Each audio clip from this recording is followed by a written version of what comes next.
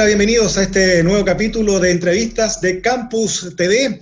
En este programa vamos a conversar y vamos a hablar sobre lo que fue el plebiscito, este proceso tan importante que se vivió en nuestro país. Y para conversar sobre este tema tenemos de invitado a Mauricio Morales, él es director del Centro de Análisis Político de la Universidad de Talca y también académico de esta casa de estudios. Mauricio, muchas gracias por acompañarnos en Entrevista de Campus TV. ¿Qué tal, Renato? Un gusto hablar contigo. Igualmente. Bueno, para comenzar esta conversación, ya han pasado algunos días, ¿no es cierto?, de este plebiscito, pero importante al entrar en este tema, conocer la evaluación de este proceso electoral del 25 de octubre y las proyecciones también que indicaban si ustedes sabían algo ya de esta rotunda victoria de un 80%, casi el 80% podríamos hablar, ¿no es cierto?, del apruebo. ¿Cuál es el balance, las primeras proyecciones y la evaluación que han hecho ustedes respecto a esta jornada que se vivió acá en el país? Bueno, en primer lugar destacar los niveles de participación. Desde el año 2012, Chile nunca votó siquiera al 50%. La elección en la que participó más gente en términos porcentuales fue la segunda vuelta del año 2017, comparando elecciones realizadas bajo la regla de voto voluntario. En esa oportunidad participaron poco más de 7.032.000 personas aproximadamente, y en esta elección sobrepasamos los 7,5 millones. Por lo tanto, es una buena noticia para la democracia en términos de volumen de participación y en términos de porcentaje, porque votó el 51%. Sin embargo, si es que uno compara este resultado con las proyecciones que existían antes del plebiscito, particularmente desde los comandos del apruebo, me imagino que desde ese comando quedaron con gusto a poco, porque la proyección de participación llegaba incluso en algunas encuestas y en algunas proyecciones que realizaban los mismos comandos a un 70%. Nosotros en el Centro de Análisis Político pronosticamos cerca de un 55% de participación. La sobreestimamos y probablemente eso se debió al factor COVID y también al efecto que tuvo la violencia la semana anterior sobre los niveles de participación, pero en términos gruesos, si es que uno compara esta elección solamente con las elecciones organizadas bajo voto voluntario, claramente fue un éxito. No es tan correcto comparar estas elecciones con elecciones organizadas bajo voto obligatorio. De hecho, si es que uno se va más hacia atrás, la elección que había convocado más gente en términos de volumen, con casi 7,4 millones, fue la elección del año 1993, en que fue electo Eduardo Frei Ruiz-Tagle como presidente, pero ahí participó más del 80% de la población en edad de votar. Si es que ese 80% se hubiese replicado en el plebiscito, eso equivalía a entre 12,5 y 13 millones de personas, cuestión que claramente no ocurrió. Entonces, en función de las expectativas que se crearon, es una baja participación. Pero en función de la historia electoral de Chile, es una participación más que razonable. Ahora, desde que está el voto voluntario, podemos hablar de que es un éxito. Desde las últimas elecciones que conocíamos, era bastante baja la participación ciudadana. Ahora vino un repunte, ¿no es cierto?, respecto, ya hablando desde que se genera el voto voluntario. Y la pregunta también tiene que ver con respecto a si está centrado en los jóvenes, donde se generó mayor participación que hizo elevar, en el fondo, estas estadísticas. Mira, todavía no tenemos la base desagregada a nivel individual que larga el CERVEL tiempo después de las elecciones, pero los estimados que nosotros hemos podido hacer con datos a nivel comunal indica que precisamente en las comunas con mayor porción de jóvenes la participación empujó con fuerza, a contrapelo de lo que sucedió con las comunas que tienen un mayor porcentaje de población de la tercera edad. Ahí la participación tendió a retroceder, por lo tanto, uno podría inferir preliminarmente que el reemplazo generacional que se produjo en este plebiscito fue muy sustantivo. Y para eso tenemos distintas hipótesis. La primera hipótesis es que, por una parte, las personas de 60 años y más retrocedieron en términos de participación producto del miedo al contagio fundamentalmente, mientras que los sectores juveniles salieron a votar masivamente porque al frente no tenían candidatos, no tenían políticos propiamente tal, sino que tenían dos opciones de futuro, que era el apruebo y el rechazo. Salieron a votar masivamente por el apruebo, y la duda que nos queda, o la interrogante que nos queda para más adelante, dado que me preguntabas por proyecciones, es si esta tendencia se va a mantener durante el rally electoral que tendremos el próximo año.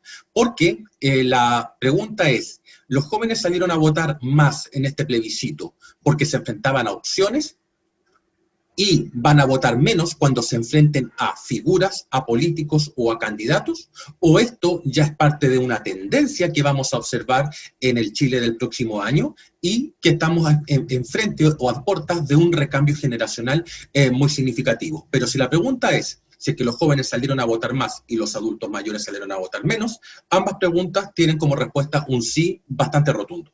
Importante lo que dices tú respecto a este análisis sobre votar no por persona, estamos hablando de se votó por un concepto, por un camino país. Ahora se va a generar una situación completamente distinta. Ya hay que votar por personas. Si es ahí, entonces la prueba de fuego, como dices tú, respecto a si va a haber una alta votación y si sigue también esta tendencia que conocimos este domingo. Ahora cambia todo. Importante entonces que también vamos conociendo entonces las etapas que vienen. También la prueba, ¿no es cierto?, con un alto porcentaje, también lo hizo la Convención Constitucional. Explicarnos entonces a las personas que nos están viendo qué es lo que significa esto y cómo viene ahora el proceso en los próximos meses para que también la gente vaya entendiendo el camino que tiene que seguir el país. Bueno, se nos viene un calendario particularmente intenso. La siguiente etapa, que si bien no tiene que ver con el proceso constitucional, es una elección de todas maneras, que es el 29 de noviembre, y corresponde a la elección de primaria de alcaldes y gobernadores regionales, no en todas las comunas, no en todas las regiones, pero es una elección relevante porque de hecho configuró la estructura de pactos que va a enfrentar por lo menos la oposición el próximo año. O sea, es una noticia, es un hecho. Luego de eso tenemos que estar muy pendientes, Renato, el día 11 de enero, porque ese día vence el plazo para la presentación de candidaturas para la elección del 11 de abril. Esa elección del 11 de abril corresponde a la elección de alcaldes, concejales, gobernadores regionales y convencionales para la Convención Constitucional. Esa Convención Constitucional va a estar compuesta por 155 miembros electos en los mismos distritos que utilizamos para escoger a nuestros diputados. Por lo tanto, en esa elección del 11 de abril, sumando los candidatos a alcaldes, gobernadores, concejales y convencionales, probablemente en el país tengamos entre 15.000 a 16.000 candidatos, con una tasa promedio de 100 candidatos por comuna con ciertas variaciones, por cierto. En las comunas más pequeñas va a haber menos oferta, en las comunas más grandes va a haber más oferta, pero el shock de información que va a tener la gente para esos comicios va a ser altísimo. Por lo tanto, vamos a tener muy poco tiempo para hacer educación cívica y explicarle a la gente qué es lo que se vota en esos comicios. ¿Y quién puede ser un candidato para esto? ¿Qué vale el perfil? ¿Quién puede acceder a postular a esto? A la Convención Constitucional. Claro, bueno, son los mismos requisitos que se exigen para ser candidato a diputado, exactamente los mismos. La gran interrogante hoy día es, bueno, ¿qué va a pasar con los independientes? Porque una persona independiente que se presenta fuera de un pacto, fuera de un partido político, tiene como obligación reunir firmas. Hasta ahora el acuerdo consiste en que cada independiente debe reunir el 0,2% de las firmas en función de la participación registrada en la última elección de diputados, lo que se dificulta porque en un contexto de pandemia se hace más difícil reunir las firmas, pero esto se va a poder hacer vía online. En segundo lugar, también es importante destacar que si hay un candidato independiente, los partidos van a tender a, si es un candidato independiente que tiene una base de apoyo presuntamente alta, los partidos van a tratar de importarlo para competir dentro de su lista. Por lo tanto, vamos a tener un proceso particularmente complejo, no solamente a nivel de negociación dentro de las coaliciones, sino que también en este espíritu, particularmente para la oposición, de incluir figuras independientes. Y este va a ser un proceso, Renato, el día 11 de abril, en que yo digo lo siguiente. El día 25, el domingo, Chile decidió y votó por un cambio. El día 11 de abril es el día en que se va a distribuir el poder en Chile. Es decir, se abrió la puerta el 25, pero el día clave es el 11 de abril. Ahí vamos a ver la correlación de fuerzas y estimar la composición de la futura Convención Constitucional.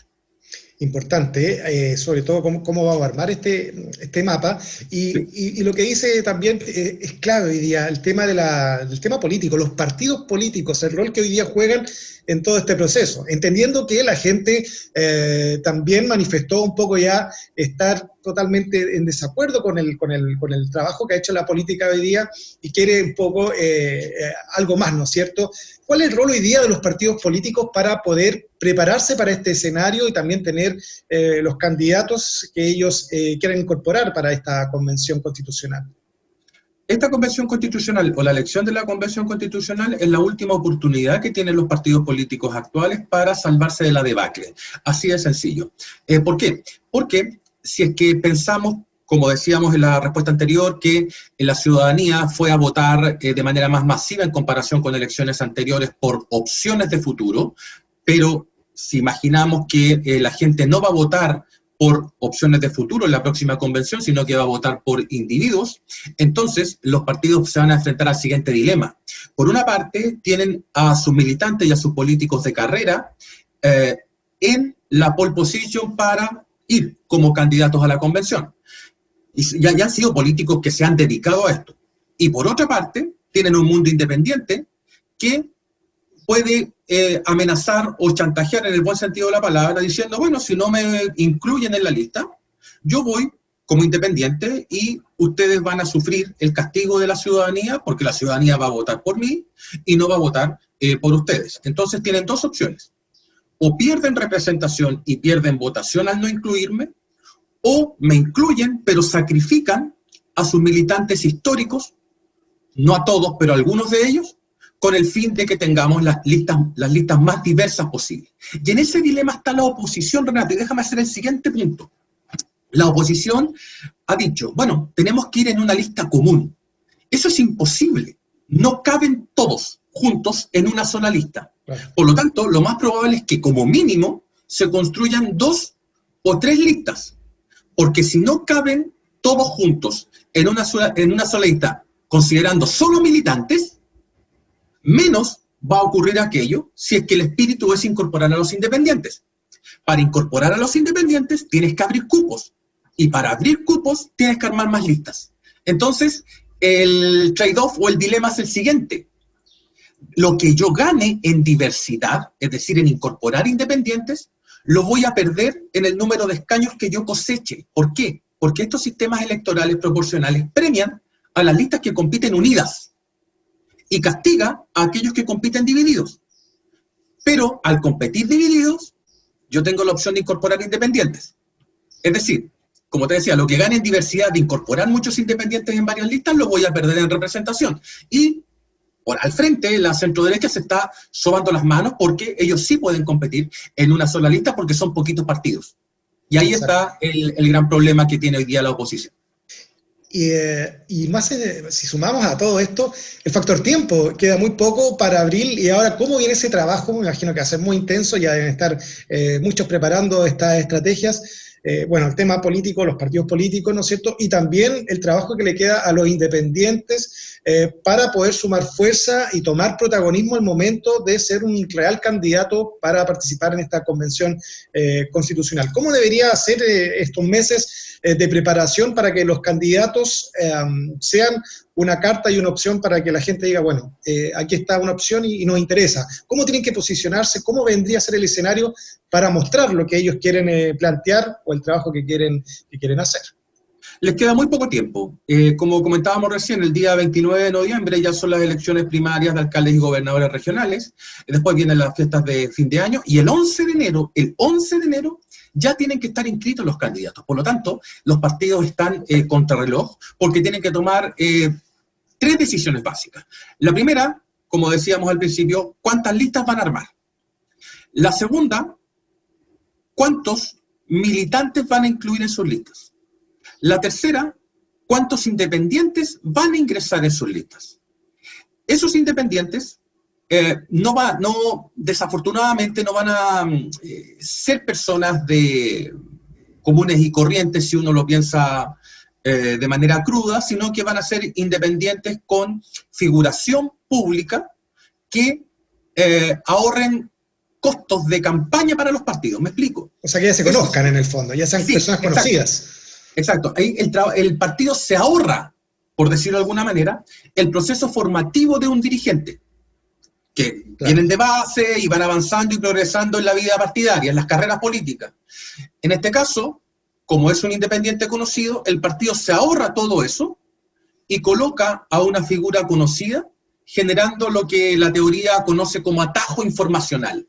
La ciudadanía al momento de votar va a votar por ese independiente porque lo conoce, sabe quién es, en comparación con un militante de partido que tiene que hacer todo el trabajo para que la gente lo conozca y luego para que vote por él.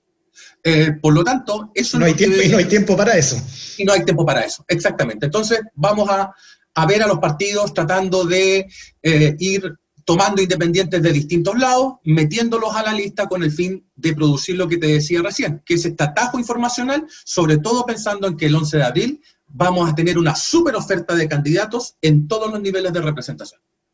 Sin duda, va a ser un bonito desafío que tenemos entonces aquí a los próximos meses, y para las personas que estén intentando llegar a esta convención constitucional y participar de aquella. Yo creo que, bueno, el trabajo debe venir ya con varios meses de previo, ¿no es cierto?, a lo que va a ser esta postulación. Yo creo que hay un trabajo ahí no menor respecto a lo que viene. Importante también entonces conocer un poco este tren electoral de lo que estamos viviendo como país. Viene entonces el 11 de abril, hay que elegir esta convención constitucional. ¿Cuáles son los pasos? ¿Cómo prosigue esto? ¿Cuáles son las próximas elecciones para que entendamos también todo este contexto? Bueno, vamos con el exigente calendario electoral que tenemos al frente. Ya dijimos 29 de noviembre, las elecciones primarias en algunas regiones, en algunas comunas. El 11 de abril tendríamos la primera mega elección con gobernadores, alcaldes, concejales y convencionales. 4 papeletas. El 9 de mayo del 2021, naturalmente, tendríamos la segunda vuelta de elecciones de gobernadores en aquellas regiones que correspondan. Hay que recordar que para las elecciones de gobernadores regionales se rige un sistema de mayoría calificada del 40%.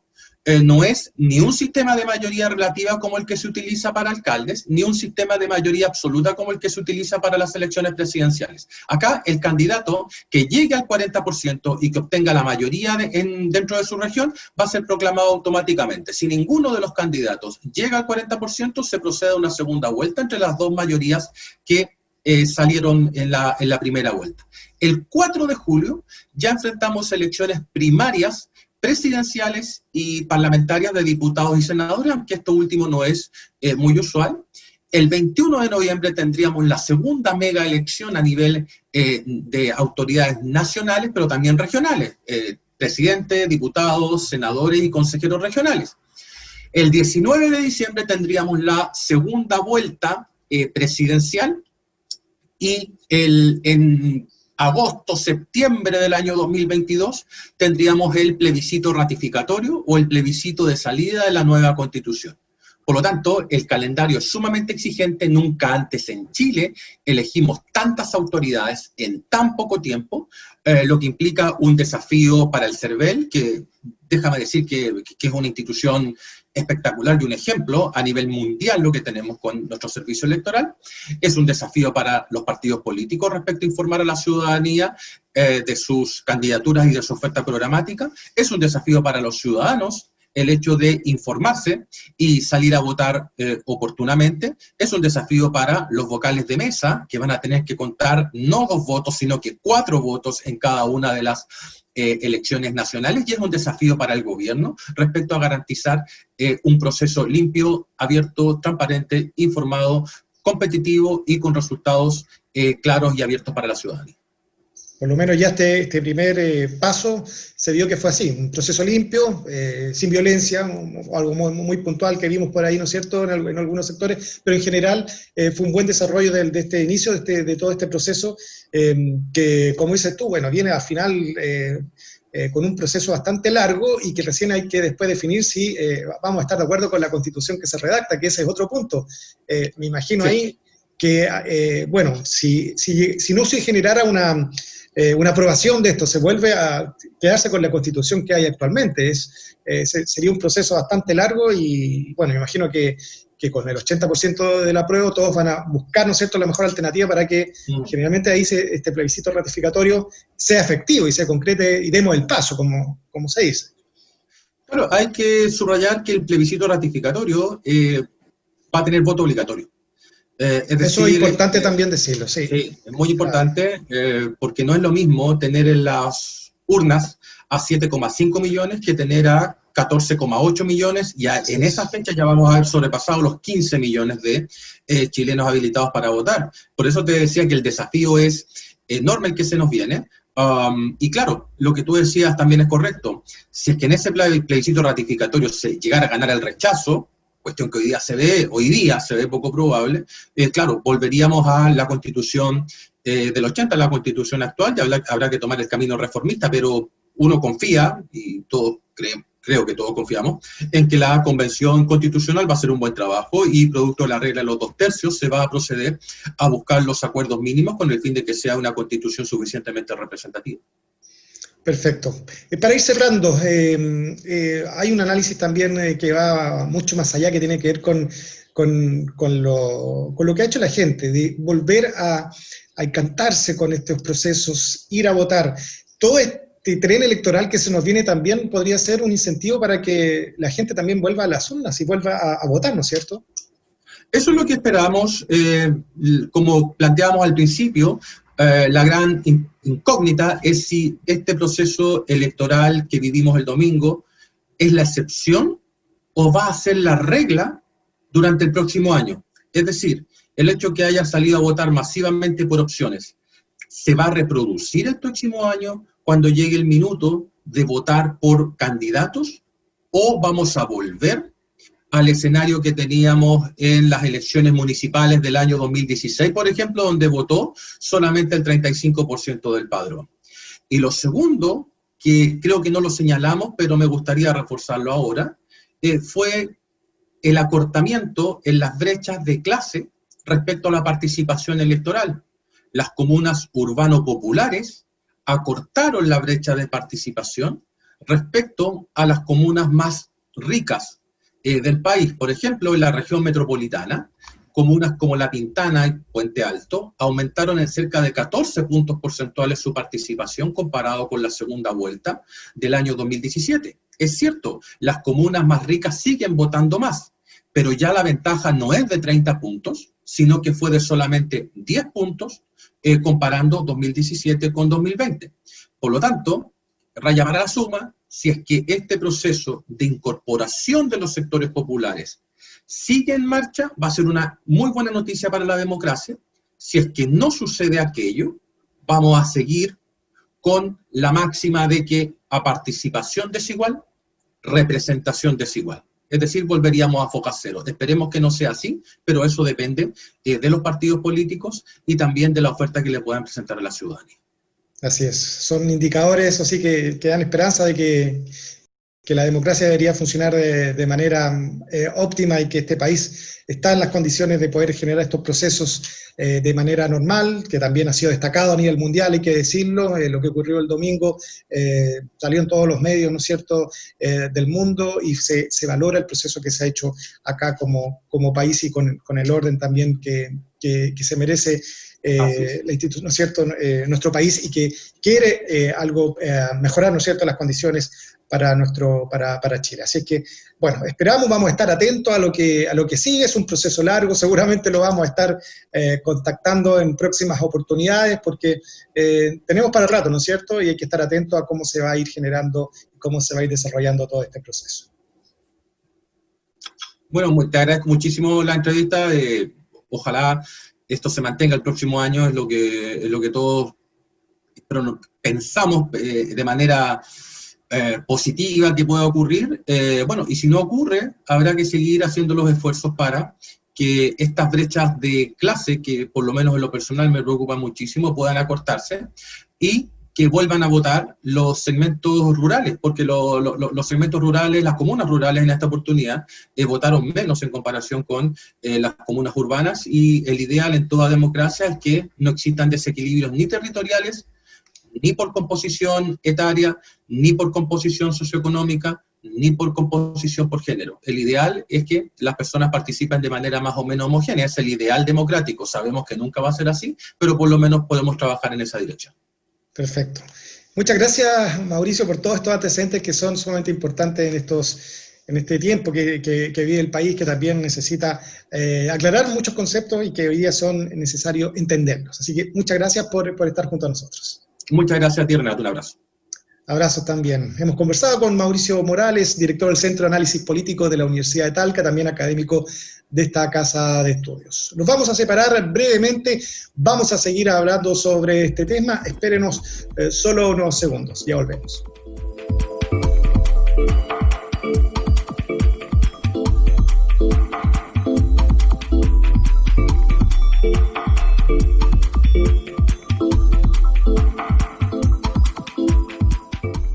Estamos en entrevistas de Campus TV y en esta ocasión nos acompaña Paulo Cox, académico de la Facultad de Economía y Negocios de la Universidad de Talca, para hablar sobre un estudio que analizó la brecha de género en la participación electoral, el voto femenino, que es tan importante. Para hablar sobre este tema y analizarlo estamos entonces con el académico de la Universidad de Talca que nos acompaña y vamos a conversar sobre este interesante tema. Paulo, bienvenido. Hola Renato, muchas gracias por la invitación. Bueno, vamos a conversar sobre todos estos datos que se han dado a conocer durante las últimas semanas respecto a esta investigación que ha llamado la atención, sin duda, a todo el país. Para comenzar, y antes de entrar de lleno en lo que ustedes manejan con estos antecedentes, ¿qué es lo que se sabe ya de estas elecciones, de este plebiscito respecto al voto femenino, y si tienen algunos datos respecto a la participación? Bueno, todavía no tenemos la información oficial respecto a cómo fue la participación por género, pero me atrevería a decir por la participación que hubo de un 51% y también por los resultados, que tal como con mucho cuidado y cautela, dije hace un par de días cuando me preguntaron, efectivamente yo me atrevería a confirmar que la participación femenina fue esta vez también en este referéndum muy importante y abultada, y especialmente mucho mayor que la masculina. Especialmente considerando que, por lo que se observó también en la prensa, en la televisión, en el noticiario, gran parte de las personas que uno veía ahí eran mujeres jóvenes. Jóvenes en general, pero también mucho más mujeres jóvenes que mayores de 40 años, adultos en general. Y por lo tanto, me atrevería a decir que el resultado y todo lo que ocurrió ayer, en él tuvo una gran participación y preponderancia lo que fue la participación femenina en general. Perfecto, bueno, datos entonces importantes y que avalan un poco lo que vienen realizando ustedes respecto a este estudio. Para contarle a la gente en qué consistió este estudio que analizó la brecha de género en la participación electoral y también cuál fue el periodo que se analizó. Nosotros en este estudio analizamos la participación femenina comparada con la masculina, siempre tratando de comparar un grupo con otro, sistemáticamente desde la vuelta de la democracia en 1988 hasta nuestros días. Y bueno, ahí a lo largo de todo ese periodo, que es más o menos extenso, lo que llama mucho la atención y es más o menos reciente, es que las mujeres, habiendo tenido una participación mayor en el pasado que los hombres, a partir del voto voluntario pasan a tener una brecha a favor de las mujeres muchísimo más notoria y fuerte que la que venía observándose antes del voto voluntario. Y es entonces en las últimas elecciones que este fenómeno se ve mucho más fuerte. Y nosotros además empezamos también a estudiar, porque esto lo permite la información que provee el CERVEL públicamente a todos. Empezamos también a analizar estas brechas, y fue clave, por edad.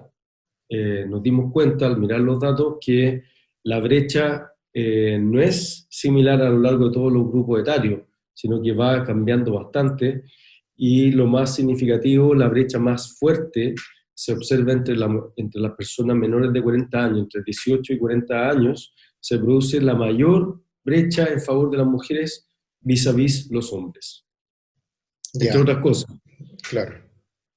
¿Y usted cómo obtienen eso, cómo se logran los datos que utilizaron para hacer estos estudios, en base a qué sacaron estas conclusiones? Sí, buena pregunta, Renato. A diferencia de otros estudios que uno a veces realiza, que uno tiene que hacer grandes esfuerzos para obtener una base de datos, una encuesta, que son difíciles de conseguir, esto estaba al alcance de la mano de cualquier ciudadano de la República, y por eso yo también he dicho en algunas entrevistas la semana pasada que una de las cosas que más llama la atención es que nadie haya reparado en el mundo político, por ejemplo, o entre los analistas de este resultado, pensando que, por ejemplo, en el mundo político el giro del negocio justamente consiste en tratar de ganar elecciones y ver quién está participando para saber a quién dirigirle los mensajes. Y dice mucho de la clase política que en todo este tiempo no hayan hecho el ejercicio mínimo de entrar al CERVEL, bajar algo que está disponible para cualquier persona y analizar un poquito los datos. ¿Por qué ocurrió eso? Esto es una de las consecuencias del estudio. Entre otras cosas, aparte de algunas que uno puede criticar derechamente al mundo político y a los analistas, es que mucha de la información que se maneja y se toma en cuenta a la hora de hacer proyecciones o analizar elecciones se basa en información de encuestas. Y como mostramos en este estudio, la información de encuesta, a lo menos en esta dimensión, presenta graves sesgos que no permiten, desde la encuesta, ver el fenómeno de que las mujeres están participando más. Por lo tanto, los analistas veían la encuesta y no eran capaces de ver nada respecto al género, porque las encuestas les decían que las mujeres estaban participando igual que los hombres, cuando, mirando los datos oficiales, vemos que es tanto más lo que participan las mujeres que tienen en las últimas elecciones, y probablemente en esta última también, cerca de 600.000 votos en total más que los hombres. Eso es capaz de cambiar cualquier resultado electoral. O sea, más aún considerando... No menor, o sea, es sumamente clave, 600.000 votos, es mucho. Todos sabemos que incluso con cerca de 100.000 votos se puede cambiar el destino de una elección, ¿cierto? Sabemos que, o sea, todos aluden a esta elección reñida que hubo entre Lagos y Lavín y que hubo 200.000 votos, pero para dar vuelta a ese resultado se necesita que la mitad de esa diferencia se pase al otro lado, porque así se quedan empatados, ¿cierto? La gente tiende a pensar que son 200.000 votos lo que se necesitaban en esa elección para que se diera vuelta el resultado, pero en verdad se necesitaban 100.000. Bueno, ahora obviamente el padrón ha crecido un poco, entonces se necesita un poquito más, pero 600.000 da espacio ¿cierto? Para muchas cosas. Y esto es importante señalarlo, Renato. Toda esta gran brecha que existe entre mujeres y hombres es un fenómeno muy importante, considerando porque las mujeres, sabemos, votan muy distinto que los hombres en varias dimensiones. Lo que les importa en materia política y políticas públicas no siempre tienen el mismo orden de prioridades que le dan los hombres a esas políticas.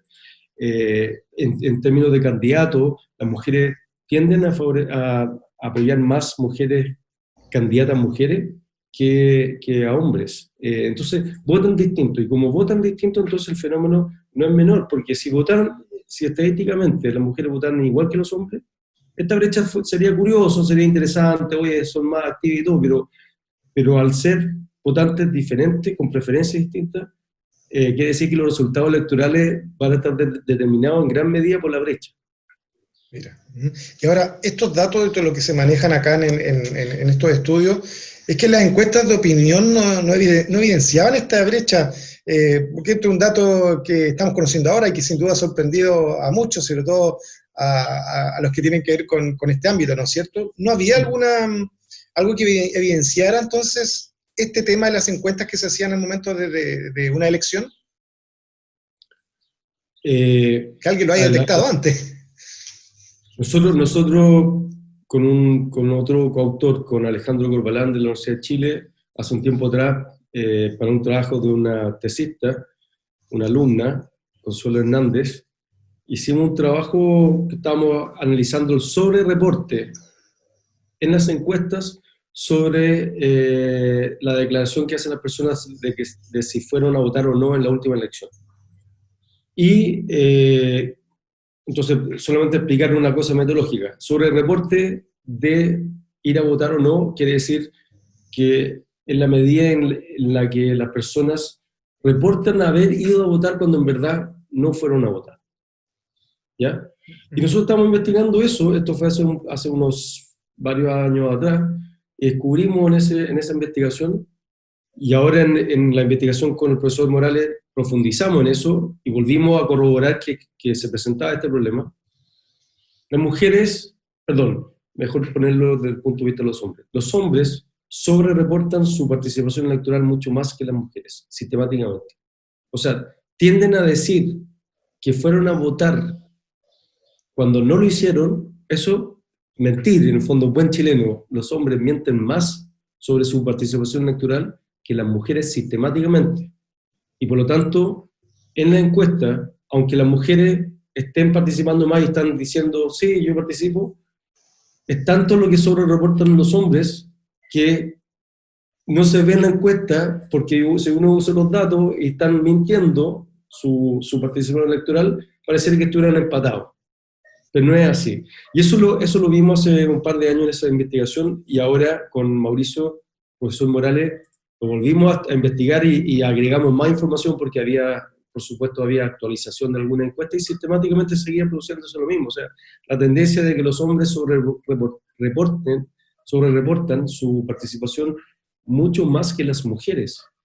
Las mujeres hay sobrereporte entre ellas, pero menos importante. Los hombres es sistemáticamente mayor. Y otro de los datos que ustedes incluyen también, se produce una situación completamente distinta en este estudio que señala que las personas sobre 70 años se revierte esta brecha y pasa a ser la diferencia en favor de los hombres. O sea, también tiene que ver netamente con un tema de edad, al parecer, ¿o no? Sí, claro, esa es una contribución importante del trabajo, es que pone luz sobre la importancia que tiene esta brecha según edad. Para resumirlo, entre la población menor de 40 años, hay una brecha más o menos pareja a lo largo de todo ese grupo etario, que no cambia tanto, que llega a ser incluso hasta de 20% más de participación de las mujeres sobre la participación de los hombres. Esto quiere decir que por cada 4 hombres más o menos que participan, 5 mujeres lo hacen, ¿ya? Y todo esto es medido proporcionalmente. Hay una cosa que a lo mejor no se sabe mucho, pero este grupo, los menores de 40 años, entre este grupo, los hombres son más que las mujeres, ¿ya? Uh-huh. Pero a pesar de ser más numerosos los hombres que las mujeres en este grupo, por un fenómeno demográfico, las mujeres votan mucho más y tienen más votos. O sea, si uno ve la diferencia de votos de participación, siendo menos numerosos en este grupo, participan más, tienen más votos. Luego, a partir de los 40 años, que de ahí en adelante hasta el final, las mujeres son más numerosas, como es normal en casi todos los países del mundo. Las mujeres son más numerosas y además, como viven relativamente más, también por ese fenómeno son más numerosas demográficamente. En ese grupo, ¿qué ocurre? Entre los 40 y los 70, la brecha va cayendo sistemáticamente con la edad. Entonces sigue siendo cierto que las mujeres participan más entre ese grupo, pero esa brecha a favor de ellas va cayendo. Y como decías tú, sobre los 70 años, es un fenómeno también que deja muchas preguntas abiertas y que uno quisiera conocer más. Ojo, esto es muy importante, proporcionalmente las mujeres votan mucho menos que los hombres, ¿ya? Se revierte la relación. Los hombres sacan una ventaja, cuando estamos acercándonos a los 80 años, los hombres sacan una ventaja casi muy similar a la que sacan las mujeres en los grupos más jóvenes, ¿ya? Pero es proporcional. Y analizando los datos justamente para este referéndum, estuve mirando las últimas elecciones, a pesar de que voten proporcionalmente mucho menos que los hombres, son tanto más numerosas dentro del grupo de mayor edad, que igual tienen más participación y más votos que los hombres en ese grupo. ¿Se entiende? Sí. O sea, pero sí, son tanto que por efectos demográficos tienen más votos y también más participación en número absoluto que los hombres. Pero si uno lo controla eso y lo ve proporcional al tamaño que tiene cada grupo, las mujeres en verdad están participando menos. ¿Se entiende? Sí, se va entendiendo, perfecto. Y usted, por ejemplo, en todo este estudio que han hecho, desde el periodo en que empezaron a analizar, ¿cuándo se produce esta brecha más amplia? ¿En qué elección tienen así datos que logren concretar y evidenciar un poco lo que estamos conversando? En la elección donde primera vez se instaura el voto voluntario, con inscripción automática. Esa es la primera elección, o sea, antes de esa elección venía creciendo la brecha en favor de la mujer un poquito, pero levemente, y había llegado a ser hasta 6% en la última elección anterior al voto voluntario. Y uno podía explicar mucho eso por el fenómeno demográfico. Pero de ahí en adelante, cuando se instaura el voto voluntario y que se levanta el velo de un montón de cosas que estaban ocurriendo artificialmente por la regla, se observa esta diferencia enorme y pasa de 6%, pasa a ser más de 13%. En el universo total de mujeres, si uno lo ve por grupo etario, las mujeres más jóvenes, incluso las de 18 y 19 años, pueden llegar a ser el 25% de la brecha. Pero esto estamos sumando y restando la mayor edad que participa menos y todo eso, ¿Ya? de 6 a 13%. Es impresionante. Es un salto grande, y ahí nos pusimos a investigar. Sí. Oye, sí, es tremendo, son datos sumamente importantes. Y a propósito de lo mismo, a raíz de los resultados que ustedes entregado en estas últimas semanas, ¿qué estrategia debería considerar implementar los partidos políticos en el futuro, teniendo ya estos datos sobre la mesa que vale la pena aplicarlos? ¿Cuáles serían esas estrategias? Sí, muy, muy importante, porque a nuestra forma de verlo, con el profesor Morales, claramente los partidos políticos y todos los que en el fondo participan de la discusión política, la arena política, hasta ahora no han tomado en cuenta este fenómeno, ¿ya? Sí sabemos que los que de alguna forma han ido en búsqueda de los más jóvenes, y dentro de los más jóvenes a las mujeres, le ha ido relativamente bien las últimas elecciones, y me refiero a los grupos, a los partidos políticos más recientes de jóvenes que vienen del movimiento estudiantil. Frente Amplio, por ejemplo, llevó una candidata mujer y le fue bastante bien en la primera vuelta. O sea, sí vemos algunos fenómenos que no sabemos si es porque han tomado en cuenta la información. Yo creo que más bien es porque su público desde el origen es más joven y hay más mujeres, pero confirma un poco el resultado de lo que está ocurriendo, que a ellos le ha ido bastante bien en la última elección. Pero para el resto del espectro político, nos parece con el profesor Morales que la información no se ha tomado en cuenta realmente, y lo que debiera ocurrir entonces es que la estrategia ahora debieran enfocarse justamente a convencer, persuadir el voto femenino, que es mucho más fuerte que el masculino, ¿ya? Y ahí debería haber una competencia muy, muy fuerte por ganarse el voto de las mujeres en las próximas elecciones, porque tenemos muchas elecciones adelante. Otra estrategia que uno debería esperar de un partido político. O sea, la primera es ir a convencer el voto de las mujeres por las distintas alternativas. Dos, los partidos, yo ahora apostaría que en una mucho mayor medida van a ir presentando candidatas mujeres a las distintas elecciones. Por ejemplo, las municipales, si se toma en cuenta esto, sabiendo que las mujeres están participando más, debiera ser más parejo la oferta política en términos de candidatas mujeres versus candidatos hombres. Eso en segundo lugar. Y tercero, siempre está evidente, porque todo esto lo estamos leyendo como participación femenina, pero la otra cara de la misma moneda es qué es lo que está ocurriendo con los hombres, ¿ya? Nosotros el relato que hemos estado discutiendo aquí, el fenómeno, es siempre desde el punto de vista del grupo femenino vis a vis el masculino, pero toda la historia yo la podría contar también como algo que está ocurriendo con los hombres, ¿ya? ¿Qué es lo que una estrategia política sería entonces, sabiendo que las mujeres están participando más, convencerlas de votar por la alternativa que estoy planteando? Dos, presentar más candidatas mujeres. Eso lo quiero comentar después porque eso también lo vemos en algunas elecciones en particular. Y tercero, tratar de hacer que los hombres voten más. Claro. También una estrategia. Sí. O sea, depende obviamente del partido político que estemos hablando, pero algunos partidos políticos pueden crecer mucho, les puede ir bastante bien, recuperar masa de electores que va dirigido a hacer que los hombres voten más. Exacto, ya se notó en esta última elección que también aumentó la cantidad de personas que fue a votar. También eso también de a poco puede ir ayudando y puede ir a lo mejor generando un equilibrio respecto a alguna decisión que se tenga que tomar respecto al voto femenino o masculino. Puede ser clave. Lo importante, claro, es que se generen también más personas que se motiven y se encanten nuevamente con ir a las urnas y participar de estos procesos. Por supuesto, nosotros, bueno, aquí quiero dar mi opinión personal. Mientras más participación haya, mejor para la democracia. Es clave la participación.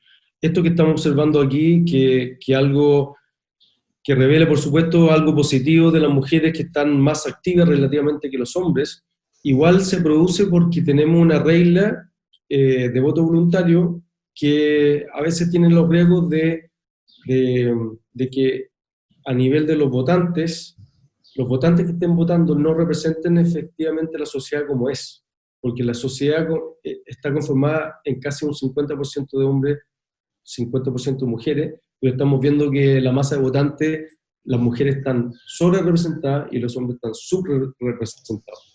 Mi opinión personal, pero creo que es muy difícil volver atrás, pero inscripción automática con voto obligatorio, especialmente para decisiones importantes, debiera ser la regla. Y creo que, bueno, la salida del proceso constitucional va a ser así.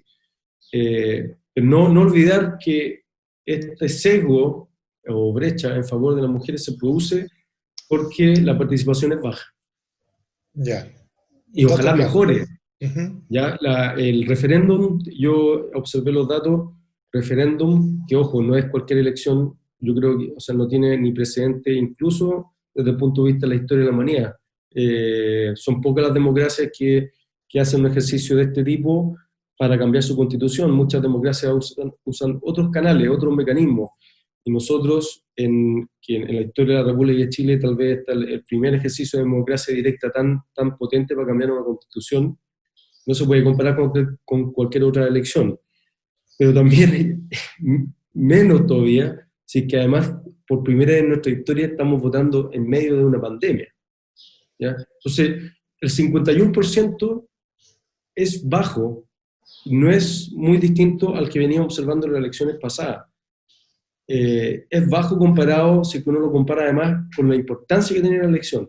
Pero no debemos olvidar de que muchas personas igual se cuidaron y no prefirieron no exponerse al riesgo de contagiarse por la pandemia, y por lo tanto es difícil sopesar realmente el efecto de la participación. Nos faltan más datos de cómo participaron los jóvenes, los mayores de edad, para poder hacer un análisis de cómo estuvo la participación.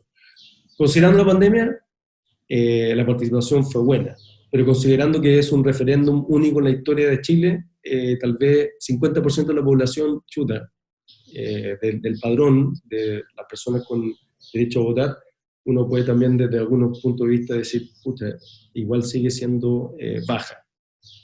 ¿Ya? Sí. Sí, no, es importante considerar esos datos. Mucha gente, claro, que puede haberse quedado en la casa. Quizá el público o el votante adulto mayor, que en este caso, claro, el que es más afectado por la pandemia, que tiene más cuidado, a lo mejor también por ahí pueden generarse algunos datos y algunas conclusiones también clave al momento también de este proceso. Y si seguimos en pandemia también, hay que estar atentos a estos datos y a estos análisis que sin duda pueden ser clave al momento de una elección y lo que puede ser el futuro del país. A la luz de los resultados, yo me atrevería a decir que lo que ocurrió fue justamente que el grupo que venía participando más relativamente en el pasado, son los mayores de edad, mayores de 40 años, muchos de ellos bajó por efecto pandemia. Claro. Y en cambio los jóvenes participaron más de lo que venían participando antes, y esto también lo vemos reflejado en una conjetura, pero yo creo que el resultado final no hubiera cambiado, pero la contundencia del resultado, yo me atrevería a decir que también obedece a fenómeno demográfico reflejado en que participaron más jóvenes relativamente que mayores de edad, sabiendo que los mayores de edad vivieron la tensión y la historia que tuvo Chile en el pasado, que tuvo un país dividido y que probablemente a lo mejor muchos de ellos en la duda no estaban seguros si aprobar o no, ¿cierto? A lo mejor los resultados, la diferencia en el apruebo hubiera sido distinto. Estoy conjeturando, porque los mayores de edad son más conservadores, tienden a ser más conservadores en las preferencias electorales. Pero puedo equivocarme completamente, pero a la luz de los resultados, por la contundencia, porque fue un margen enorme, confirmatorio, me atrevería a decir que, y lo vi por las imágenes, que los más jóvenes fueron los que participaron más relativamente. Bueno, y a raíz entonces ya de estos resultados, conclusión, ¿alguna otra línea de investigación que deja abierta este estudio de lo que hemos conversado hoy día? Sí. Al menos 3 que estamos estudiando y viendo cómo llevarla a cabo. Uno tiene que ver con el fenómeno de cuánto importa que haya una candidata mujer en Chile para la participación electoral de las mujeres y esta brecha. Nosotros solamente a modo anecdótico reportamos en este estudio que el récord histórico de brecha en favor de las mujeres se consigue cuando en la segunda vuelta de la elección presidencial que finalmente eligió a Michelle Bachelet, pero que tuvo en segunda vuelta como contendora a otra mujer. O sea, dos mujeres compitiendo por la presidencia en segunda vuelta. Ese fue el momento donde la brecha alcanza su máximo nivel a lo largo de toda la historia de Chile. Y el punto más bajo, que sigue siendo alto, sigue siendo una brecha alta, pero es relativamente más bajo, se obtuvo en la última elección presidencial en segunda vuelta, que tuvo a 2 candidatos hombres. O sea, ese fenómeno también es muy interesante de estudiar. Uno que viene de cajón y que nosotros no abordamos directamente en el estudio es por qué las mujeres están participando más que los hombres. Eso nosotros no lo abordamos, nosotros exploramos ciertas causas, pero estudiarlo bien y probar alguna de las hipótesis es lo que es un gran desafío, porque no es fácil. En la literatura en general es muy difícil explicar por qué la gente vota en general, y más difícil va a ser justamente explicar por qué un grupo en particular participa más que otro, pero creo que ahí hay un gran desafío. Y el tercero es analizar en qué medida el hecho de que las encuestas no tengan este sesgo de sobre-reporte y no permitan entonces hacer proyecciones sobre la participación, ¿qué consecuencias tiene eso sobre las proyecciones que hacen en general las encuestas en Chile de los resultados electorales, que, como hemos sabido, en las últimas elecciones no le han achuntado a nada? Y mi conjetura es que parte de esa mala precisión que tiene la encuesta se debe precisamente porque ni siquiera saben bien, no pueden verlo en los datos, quiénes están participando. Si yo tuviera en cuenta en la encuesta de que las mujeres están participando mucho más que los hombres, haría un mejor cálculo de los resultados electorales, porque sé que las mujeres votan más, por ejemplo, por candidatas mujeres.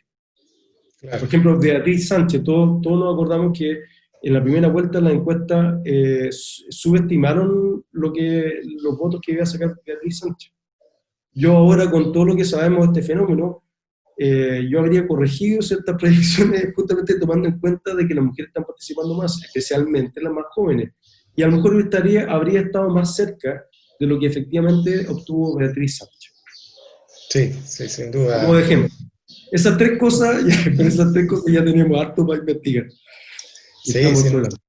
Sí, yo creo que nos va a dar después para, si siguen saliendo más antecedentes, más nuevas líneas de investigación, sin duda las vamos a dar a conocer. Ha generado harto impacto en esta investigación que ha realizado usted, a través de distintos medios de comunicación, se ha dado a conocer este estudio.